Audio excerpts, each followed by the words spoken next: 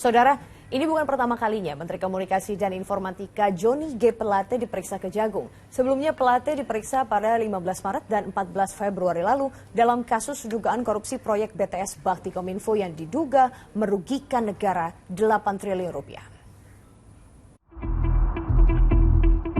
Menkominfo Johnny G. Pelate pertama kali diperiksa Kejagung 14 Februari lalu. Pelate diperiksa lebih dari 9 jam setelah sebelumnya sempat mangkir. Dan ini pernyataan Menkominfo saat itu. Saya sangat menghormati proses hukum yang sedang berjalan dan dilakukan di Kejaksaan Agung Republik Indonesia. 15 Maret, Pelate kembali diperiksa sebagai saksi kasus dugaan korupsi proyek Tower BTS 4G Bakti Kominfo. Pemeriksaan kedua Pelate untuk mendalami peran sang menteri sebagai pengguna anggaran di Kementerian Komunikasi. Dalam penyidikan yang dilakukan Kejaksaan Agung, ditemukan kejanggalan dalam proyek BTS 4G Kominfo.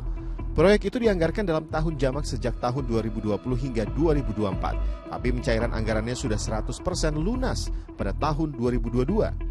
Padahal sejumlah pembangunan dan penyediaan infrastruktur BTS 4G Bakti mangkrak. Di antaranya site Wangkarweli, Lambaleda, Manggarai Timur, NTT. Seharusnya pembangunan site itu selesai bulan Maret tahun 2022. Saat ini Kejaksaan Agung telah menetapkan 5 tersangka sejak Januari lalu. Di antaranya Direktur Utama Bakti Kominfo, tenaga ahli dan pihak swasta lainnya. Kini, tak hanya dugaan korupsi, Kejagung juga menemukan dugaan tindak pidana pencucian uang. Lalu, siapa saja yang terlibat? Tim Liputan WCTV melaporkan.